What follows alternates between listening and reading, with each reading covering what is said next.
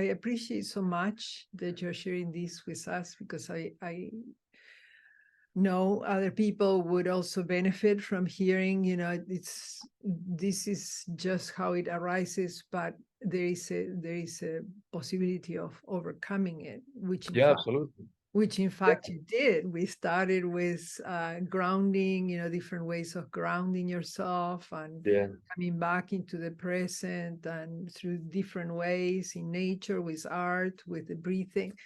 Maybe you can tell us what Yeah, worked for absolutely. you, or how, because now you look just like a different person. You look Mhm. so Yeah, really I feel very clear good. up, I'm and very happy and yeah. grateful for this experience at the end, even though it's been like difficult, it's been amazing. Like it's just to know and to go through all this. It's been like a life-changing experience. I'm very grateful that it turned out to be that way and that I was able to work it that way. So, and I'm very grateful with you as well, because you were like a fundamental part of like helping me to go through this and to get the knowledge as well of the polyvagal theory. Right. That completely helped me to manage all this stress that I was going through. And yeah, if I could help people that could have like the same problem, I would feel like happy as well, because that's what you need. Like I've been in that position of like feeling so scared and alone. I was feeling so like alone, even if I was surrounded with my family, and scared, and like thinking that no one is gonna be able to help me. I cannot reach anyone. No one can reach me. Mm. So So this sense of disconnection. yeah, not only from like the reality, but like with the connection with people as well. You would feel like you're separated from your life, from yourself. Like you feel like you're not yourself anymore, and like you're trying to grasp to go back to ground yourself in your persona, but it's just not happening, and you don't know why, and you don't know how to go back. Yeah, and that goes so much to the core of polyvagal too, in the sense that when you feel safe, when you finally are able to come out of that sense of isolation, and you see yourself witnessed by others and whole, Mhm. and also when you start exploring some within yourself, and you start seeing some results, and you get a hold also of yourself, then it all starts making sense again. So it's what we call self-regulation and co-regulation, right? The Mhm. co-regulation happens when somehow you are able to allow someone else in to somehow assist you or point, Mhm. guide you perhaps with practices, and also with you. I mean, once you discover, okay, this seems to be somehow working. So Yeah. so And like a fundamental part of making it work is to know how your body works, because most of us like nowadays don't know like how the body works, and just to be aware of your nervous system and that you can do things to guide it to be regulated. That's such a wonderful gift. Like that's something so important and fundamental for everyone, for health, for quality of life, right. for being alive. Yeah. So For yeah, healing. Yeah, and like you said, it's a question of welcoming it too, because otherwise it cannot enter. Could you tell us what were some of the first things that you felt that helped you, and that we were trying, and so when I was like really concerned about my condition, which then I learned on the internet that is okay, that is it wasn't a disease, that it wasn't like uh, like a condition that was going to lead me to a more difficult like situation or a worse state. right, you remember that we talked a little bit about that, but being a biologist, and I'm 100% with you on that, it's very important to do research too, if you know where to look for the Yeah, information. exactly. Yeah. I wouldn't necessarily recommend someone that has a disease to go on the internet and to look the symptoms, because it could like lead not very good outcomes. Like it's better like to go with a professional and the professional to guide you. But I had kind of the experience of like doing research because I have my background of molecular biology and biotechnology. So I kind of had a criteria of like, okay, I just want to know what I'm going through, what's happening, how is it works biologically, my nervous system, what condition I have. And also because I couldn't find any doctors that would like guide me properly, like, okay, you have this condition, it works like this, and this is a way for you to heal. Because when I approached the doctors, first of all, they didn't believe what I had because they said, no, that condition that you're mentioning is very rare. I think you have something else and just take these antidepressants. I said, like, okay, I suppose it's like a treatment as well that I can take, but it's not like the way I would like to heal myself if I have to do the work.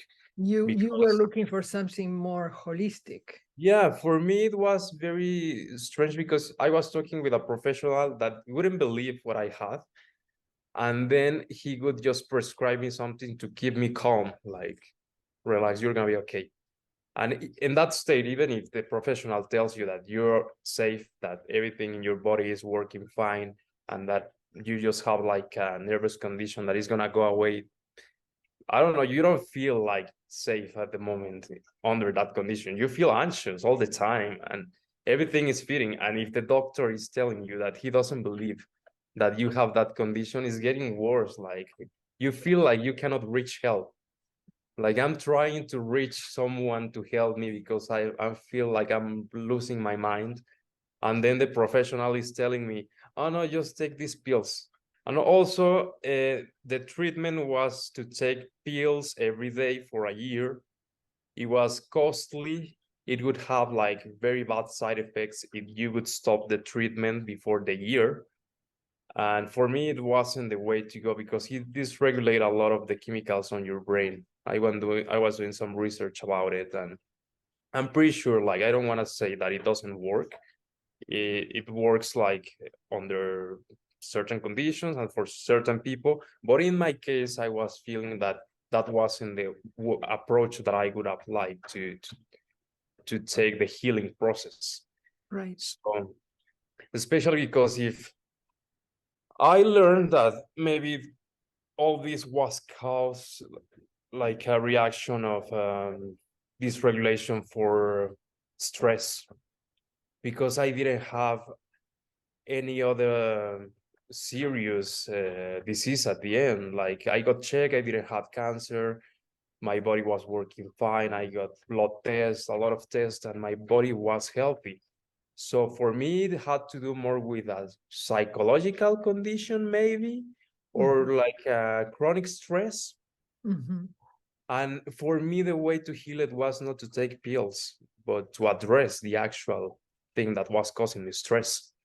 Right, right. Just that's Or beautiful. That's beautiful to be ready to work with your body and discover the richness of it. And also from the point of view of polyvagal, which I'm so happy that I brought into your life and you immediately took to it like a fish in the water. It's a physiology. I mean, that's the key. That's the secret. You know, this neuroception and these ways that the body is trying to protect, and it goes into states that have totally a lot to do with your nervous system, and then how to work with the nervous system. And I think that's where you were finding some problems that medicine in general has yet not developed so much how to work with the nervous system and understanding that the nervous system shapes the experiences. It has other ways of Yeah, absolutely. being great Especially, for testing, but organs or whatever, but not so much about going directly to the area, you know, where the anxiety is, and then working in some way to release through yeah. breath, touch, through contemplative movements, through, you know, something that a person can do at home, you know, can do regularly, can really start transforming, and knows that it has a, you know, this toolkit, and then it can use it, you know, how to use it. Mhm. So how was it for you when you started to apply it, and what worked for you? Yeah, okay, so I learned through the internet that my condition was not a disease, but was a disorder of the nervous system. So I said, like, okay, I don't have anything serious. I felt relief. I said there must be like a way to go back to normal, to feeling normal. And the funny thing is that when at the same time that I was feeling relief, I learned that there is not one way or like a treatment or a medicine that would get you back to normal, right? And for some cases, some people I would see that it would take years for them to go back to normal. And some people might live like 20, 30 years like with the disorder. So at the same time that I learned that I was not having something serious, I was very stressed because it was very tiring. It Mm, would like take for me like a lot of energy mm, to go through the day feeling that I was not uh, normal, like I wasn't feeling normal, that I was feeling like not sober 24/7. mm, mhm. And I was not aware a lot of like beyond like the general idea of like mindfulness, what it actually is. You know, I was not very aware of Mhm, the world mhm. of mindfulness. And I was talking with my mom about like all my problems and the approaches I would have to address them. And she told me about you. She knows you well, and she told me like she's very good. She's gonna understand what you're going through. She told me like that you are aware of like holistic way of like health You're right. to keep yourself healthy with the background of like neuroscience, like you Yes, I the have studied importance that a to lot. that everything is based on the neuroscience discoveries, and that's how you create your holistic approach of like having a good health and keeping health. And Right. yeah, I mean, it was like even many years ago when I went to India, it was a school that was using scientific methods already in the early 70s to prove or test what were the effects of doing postures without breath, with retaining breath or exhaling breath, and all the different kriyas, cleansings, all that. It was all tested in a school, in a hospital by the school. So I always have wanted, to understand how science and spirituality can Mhm. complement each other. So yeah, thank you. Yeah, it So was an amazing experience to get in touch with you, because then I started like to learn this holistic approach of healing diseases that I precisely needed to for my condition. how do you starting to get a hold on things once you knew it wasn't a physical problem in the sense of having cancer or some other neurological disease, then how do you go about doing some other practices? Mhm. What were the practices that seem to give some result? Whatever you feel now that you can come back to it to. Yeah. Yeah. For me, it was very important to learn about how mindfulness plays an important role for keeping your nervous system regulated. And it was amazing to not just learn, but to experience that I could have the intention and I would do it, and I would get the sensation of the feeling like my body was actually healing. Mhm. So one of the first things, or like the most easy things for me to do, was to just spend time with my loved ones, my family, be Connection, present, super important. connection. For me, that was like the main one, to feel like, yeah, I'm going through all of this, but my parents are with me, and all of my family is worried about it, because I was talking at the beginning, I was hesitant to tell everyone how I was feeling, because you would feel like this feeling of guilt Like maybe it's my fault, maybe I did something wrong, maybe I'm not like managing life well, and like this disorder happened because of me, and you're feeling like anxious and everything is getting worse.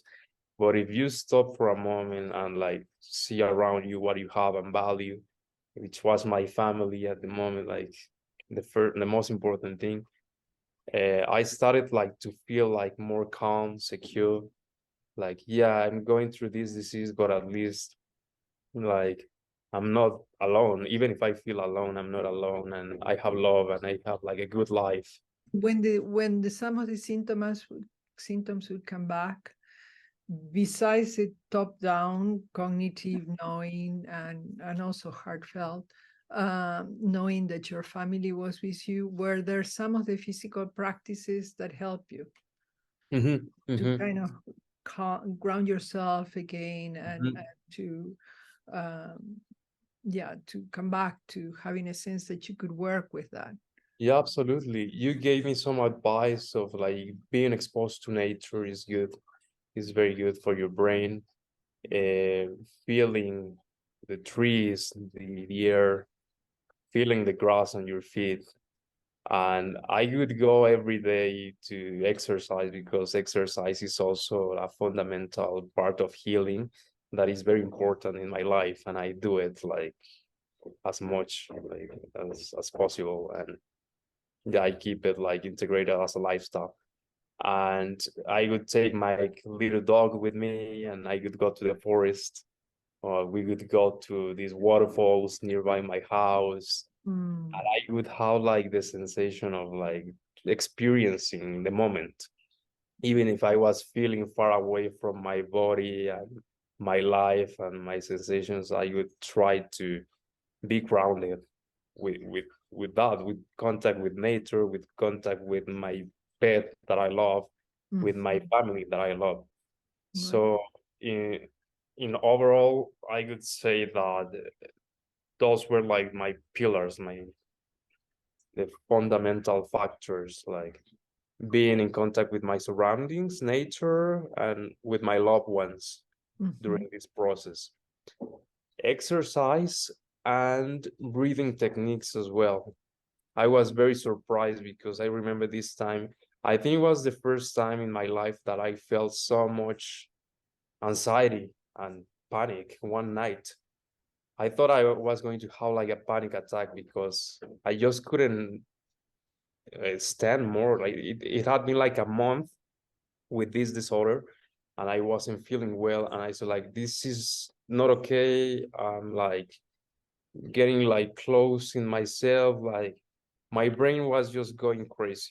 So I started like to feel that I was going to have like a panic attack or something like that. mm, I just like started breathing and I put a guided meditation, like to mhm, try to calm myself, like, and it was just breathing exercises. And I was very surprised that after like 10 minutes, I was feeling normal again. Like I was feeling okay. Okay. I was still with the disorder, but I wasn't scared. I wasn't panicking anymore. So Lo that que was the necesito, first time that I felt like breathing is like very, very important for right. dealing with these conditions. So Uh-huh. so that was the first, and it's wonderful that you were able to figure out that, perhaps listening and breathing would help you. Mhm. And then but the thing would keep coming back. And so how do you establish yourself more into healing? Then with when I was in contact with you, I started to learn these techniques, and also when I started reading about the polyvagal theory, that there are some ways where we can regulate our nervous system. So for me, that was wonderful to know that if we put intention on it, we can actually have like a tool, like tools to be regulated. Uh, so with you, we were practicing these breathing exercises, and for me, that was fundamental as well keeping everything in order, like trying to be calm along and to slowly, because it was a very slowly process, heal until I feel normal. I could say that now I'm feeling like 90% back to normal. I couldn't say like necessarily like, and some days I would feel like less or more. In general, I feel like back to normal, like 90%. And it was through the exercises that every week we would practice. And I was very happy with, I couldn't believe every time that we would spend like an hour with you, how calm I would feel, how safe and secure on my own body I would feel, because I had never experienced the power of just breathing. So for me, it was very useful. All the practices that you taught me about the breathing techniques, about the movements, and also how I learned the importance of slow moves for the nervous system, which I was reading in the polyvagal theory. For me, that's very important for a healing process, integrate all these tools. Something that I find fundamental now in my life is like the breathing techniques, meditation. I practice slow moves and the pressure points. I would try to do it like every time that I wake up for a moment, some breathing, meditation, stretching, and the pressure points as well. And every time that I wake up and before going to bed, and when I wake up in the middle of the night, it has changed my way of sleeping, so it's been very useful. Wow, wonderful, wonderful. I'm just so happy that you are discovering about your body. And I will see if I can put something together para, as a reference for people who might suffer from dissociation, right? And to know that it's a slow process and it's a question of sustaining the practice. And I'm very grateful for that experience and from that journey.